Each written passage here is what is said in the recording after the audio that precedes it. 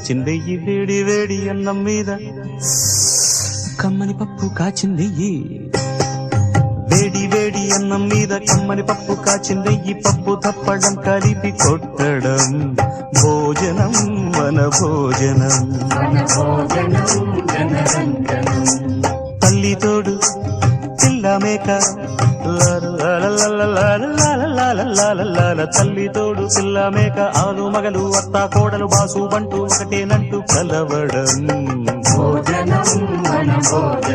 భోజనం వన భోజనం